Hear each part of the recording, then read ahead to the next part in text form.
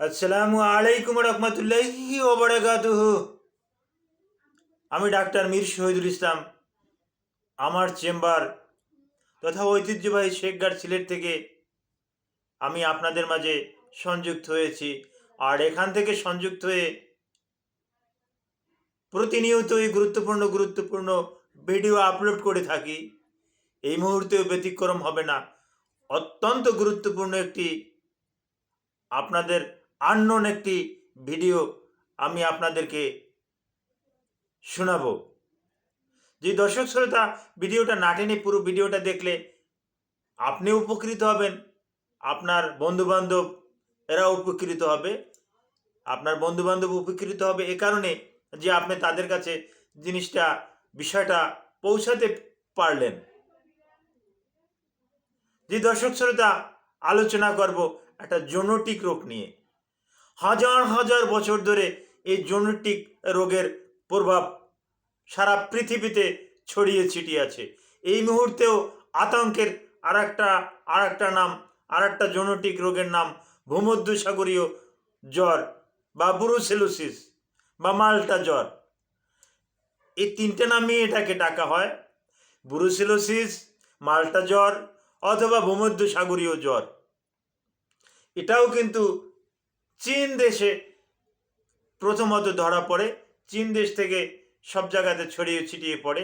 এবছরও চীনের একটা গবেষণাগার থেকে, এটা কিন্তু একটা ব্যাকটেরিয়াল ডিজিজ, এই ব্যাকটেরিয়াটা গবেষণাগার থেকে ছড়িয়ে পড়ার পর এটা গবাদি পশুর ভিতরে কিন্তু এটা বেশি বেশি ছড়ায়। আর গবাদি পশু থেকে এটা হিউম্যান বডিতে কিন্তু ছড়িয়ে পড়ে।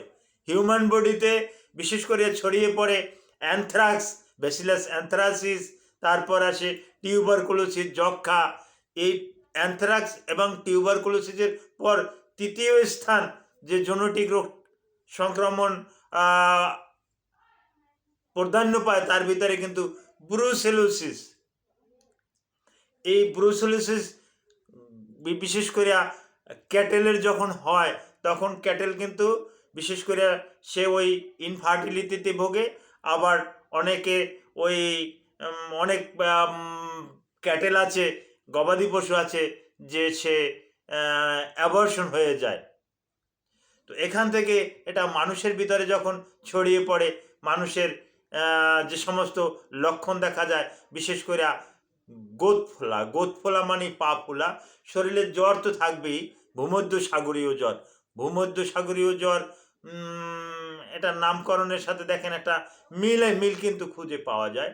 শরীরের বিভিন্ন জায়গায় জল জমে থাকবে, বেশি পরিমাণে জল জমা থাকবে, তার ভিতরে উদরে মানে পেটে জল জমে থাকবে। তারপর আসে পায়ে ফুলা থাকবে, এটাকে আমরা গোদ ফোলা বলে থাকি। পা ফুলে থাকবে, পায়ে টিপা দিলে পা দেবে যাবে এবং এটা এইভাবে এরকমের দিবে যাবে, আবার উপরের দিকে আসবে না। এই লক্ষণটা কিন্তু আমরা কিন্তু দেখে থাকি। আর একটা লক্ষণ, শরীর মেজমাজ করবে, শরীরে প্রচণ্ড বেদনা থাকবে, হাঁচি কাশি এটাও আসতে পারে, মনে হবে যেন সে ভাইরাল ইনফেক্টেড, ফ্লু দ্বারা আক্রান্ত হয়েছে। আসলে কিন্তু সে ফ্লু সংক্রমিত নয়, সে কিন্তু ব্রুসেলোসিস বা মাল্টা জ্বর বা ভূমধ্যসাগরীয় জ্বর, এই জ্বরে কিন্তু সে আক্রান্ত। লক্ষণগুলোর ভিতর আর একটা সমস্যা হলো যে তার ক্ষুধামন্দা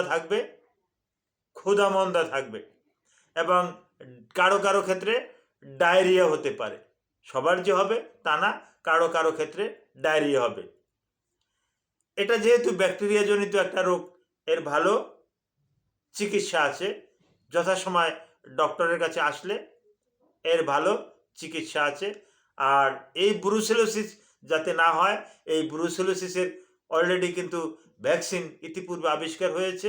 আপনি ইচ্ছে করলে আপনার ক্যাটেলকে আপনি নেওয়াতে পারেন, অর্থাৎ আপনার ক্যাটেল মানে আপনার গবাদি পশু, আপনি আপনার গবাদি পশুকে আপনি ভ্যাকসিন প্রয়োগ করতে পারেন, ব্রুসেলোসিসের ভ্যাকসিন প্রয়োগ করতে পারেন। আপনি নিজেও ইচ্ছা করলে এই ব্রুসেলোসিসের ভ্যাকসিন নিতে পারেন। তবে হিউম্যান বডির জন্য আলাদা ভ্যাকসিন এবং ক্যাটেলের জন্য আলাদা ভ্যাকসিন। এই আলাদা আলাদা ভ্যাকসিন আপনি আলাদা আলাদা প্রাণীকে দেবেন। হিউম্যান বডির যে ভ্যাকসিন এটা গ্রহণ করবেন। আবার গবাদি পশুর যে ভ্যাকসিন সেটা গবাদি পশুকে ভ্যাকসিনেশন করবেন। তাহলে এই ব্রুসেলোসিস থেকে আমরা নিস্তার পাবো। Thank you all.